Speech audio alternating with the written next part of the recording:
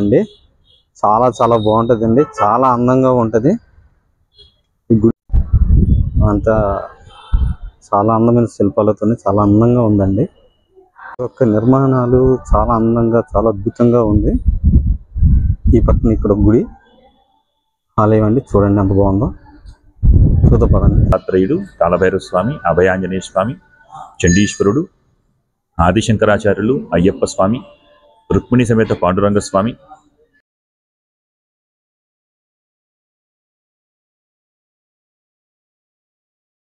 ప్రశాంతంగా నిర్మూలంగా ఉంది. చూడండి ఎంత బాగుందో. చూడండి ఎంత అద్భుతమైన కట్టడమో. రీమోడలింగ్ చేసిన తర్వాత మరీ. నమస్తే అండి. ఈరోజు మనం శ్రీ బాలా త్రిపుర సుందరి ఆలయానికి వచ్చాం. ఆలయం చాలా చాలా ప్రత్యేకమైన విశిష్టత ఉంది. ఆ లోపలికి వెళ్ళి గురుగారు అయిన పంతులు గారి చేతే అడిగి తెలుసుకుందాం.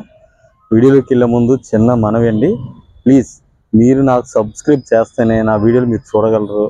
అందమైన వీడియోలు తీయడానికి కూడా నాకు ఇంకొక అవకాశం మీరు ఇస్తున్నట్టుగా ఉంటుంది. ప్లీజ్ అండి, సపోర్ట్ చేయండి, సబ్స్క్రైబ్ చేయండి, నా ఛానల్ని ముందుకు నడిపించండి. చూస్తున్నారు కదండి, ఎంట్రన్స్లో ఇది ఉంటుందండి. పెద్ద విగ్రహం అండి, చాలా బాగుంటుంది. అలా శివుని విగ్రహం పెద్దది ఉండి ఆ వెనకతలే శ్రీ బాలా త్రిపుర సుందరి వారి ఆలయం అండి. చాలా చాలా బాగుంటుందండి, చాలా అందంగా ఉంటుంది. ఇదిగోండి ఎంట్రన్స్ అయితే ఇలా ఉంటుంది. చూడండి బాగుంది. చాలా చరిత్ర ఉందండి.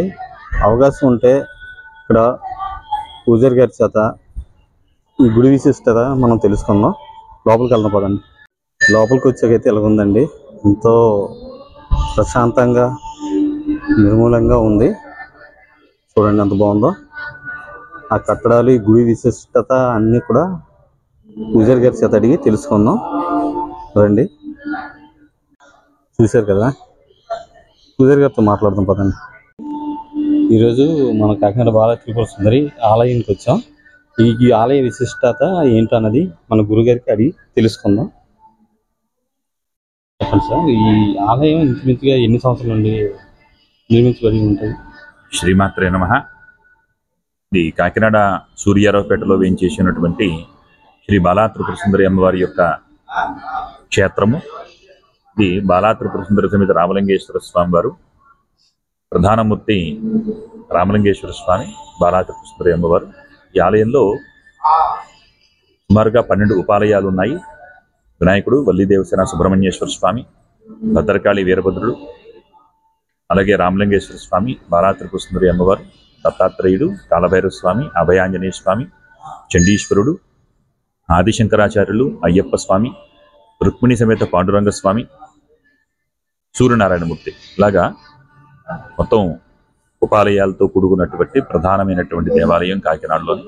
ఇది సుమారు ఒక 140 సంవత్సరాల పూర్వము అమ్మవారు హేజేబు వంశస్థులకి, వాళ్ళు బ్రాహ్మలు, కొమ్మిరెడ్డి జమీందారు గారి దగ్గర ప్రధానంగా గుమస్తాగా పనిచేస్తూ ఉన్నటువంటి సందర్భంలో ఈ చుట్టుపక్కల పరిసర ప్రాంతాల్లో కాలువ పనులు అవి కూడా చేయిస్తూ ఉంటే అక్కడ ఈ అమ్మవారి యొక్క విగ్రహం బయటపడింది. అనంతరము ఈ విషయాన్ని జమీందారు గారికి చెప్పిన తర్వాత అమ్మవారి యొక్క విగ్రహం మేము ఏమి చేయలేము, మీరు బ్రాహ్మణులు కాబట్టి ప్రతిష్ఠించుకుని పూజలు అవి చేయండి, వారి వంతు సహాయ సహకారాలు అందిస్తామని చెప్పగానే వారి అన్నగారు ఈ ఆలయానికి సంబంధించి విగ్రహాన్ని ప్రతిష్ఠింపచేసి కొమ్మిరెడ్డి జమీందారు గారి ద్వారా సహాయ సహకారాలతోటి అప్పట్లో పూర్వం ఆలయాన్ని నిర్మించారు. అప్పటి నుంచి కూడా దినదిన ప్రవర్ధమానమై అమ్మవారు కాకినాడ కొంగు బంగారమై వెలసిల్లుతూ ఉంది. ఈ కొమ్మిరెడ్డి జమీందారు గారి దగ్గర పనిచేస్తున్నటువంటి గుమస్తాగా ఉన్నటువంటి హేజేబి వంశస్థులు చాలా దీనావస్థలో ఉన్న సందర్భంలో వారి ఉన్నటువంటి ఇల్లు అగ్నికి ఆహుతి అయిపోయినప్పుడు లోపల ఈ ప్రాణులు జీవం లేకుండా అగ్నికి ఆహుతి అయిపోతున్నటువంటి సందర్భంలో ఈ ఆయన బామయ్య గారు కూడా అగ్నికి లోపలికి వెళ్ళిపోదామని చెప్పి ప్రయత్నిస్తూ ఉంటే అమ్మవారి స్వయంగా వచ్చి బామయ్య గారిని అగ్నికి ఆహుతి కాకుండా కాపాడారు. ఇది అనంతరము ఆలయానికి వచ్చిన తర్వాత అమ్మవారిని అలంకరిస్తూ ఉంటే అమ్మవారికి ఉన్నటువంటి ముక్కుకున్నటువంటి బాసర అది లేదు, కనిపించలేదు. ఎక్కడుందా అని చెప్పి వెతకడానికి వెళ్తే ఏదైతే బామయ్య గారిని కాపాడటానికి అగ్నికి ఆహుతైపోయినటువంటి ఇల్లు పరిసర ప్రాంతాలు ఉన్నాయో అక్కడ అమ్మవారి యొక్క ఈ ముక్కు పుడక బాసర అక్కడ కనిపించాయి. అంటే సాక్షాత్తు అమ్మవారే అక్కడికి వచ్చి బామయ్య గారిని కాపాడిందని చెప్పి ప్రతీతి. అప్పటి నుంచి కూడా వారి వంశానికి ఎలవేలుపుగా ఉంటూ ఇంటికి ఇంటి దైవంగా కాకినాడ చుట్టుపక్కలందరికీ కూడా కొంగు బంగారమై కోరిన కోరికలు తీరుస్తూ అమ్మవారు కరుణా కటాక్ష వీక్షణాలతోటి ఈ ప్రాంతమంతా కూడా సుభిక్షంగా వర్ధిల్లుతూ వస్తుంది. విశేషంగా ఇక్కడ అమ్మవారుని ఏదైతే కోరుకుంటారో అవన్నీ కూడా నెరవేరుతాయని చెప్పి ప్రతీతి. ఈ ఆలయాన్ని 2005లో మళ్ళీ పునర్నిర్మాణం చేయటము, అప్పుడు దీనావస్థలో ఉంటే కనుక దాన్ని మళ్ళీ రీమోడలింగ్ చేసి ఇప్పుడున్నటువంటి ఈ ఆలయ నిర్మాణం 2005లో చేపట్టడం జరిగింది.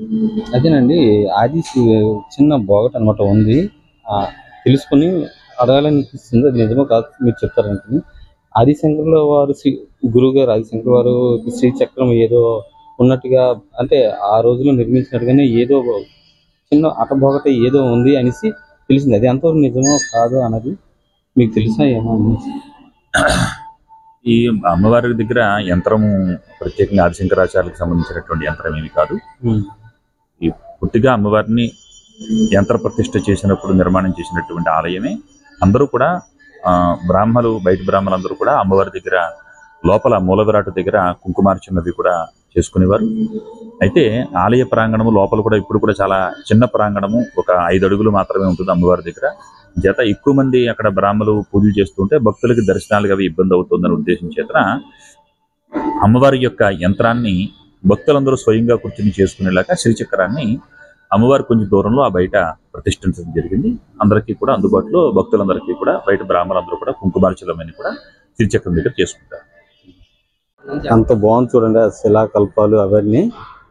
ఉచిత అన్నదానంతో పాటు ఈ గుడి విశిష్టత కూడా పంతులు గారు చెప్పినట్టుగా ఎంతో అద్భుతమైన చరిత్ర అండి. దీనికి ప్రత్యేకత ఏంటంటే శివరాత్రి అన్నది ప్రత్యేకత అండి. చూడండి, ఇక్కడ ఉచిత అన్నదానం కూడా పెడుతున్నారు. బాగుంది కదండి.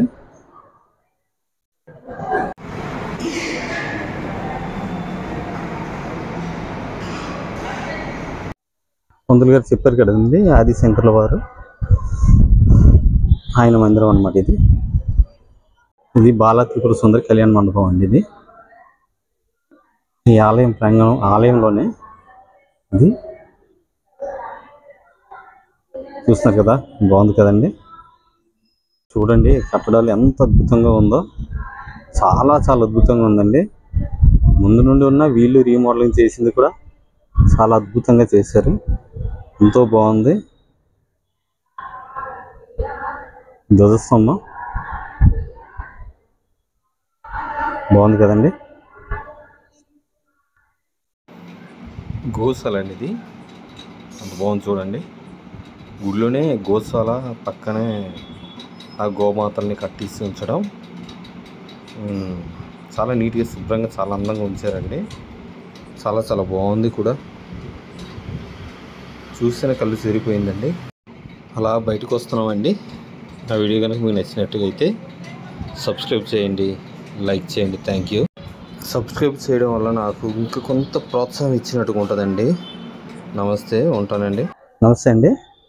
నా వీడియో కనుక మీకు నచ్చినట్టుగా అయితే ప్లీజ్ సబ్స్క్రైబ్ చేయండి. నన్ను ఇంకా మంచి వీడియోలు తీయడానికి ప్రోత్సహించి బెల్ బటన్ ఐకాన్ నొక్కి నన్ను సపోర్ట్ చేసి నన్ను ముందుకు నడిపించండి. Thank you.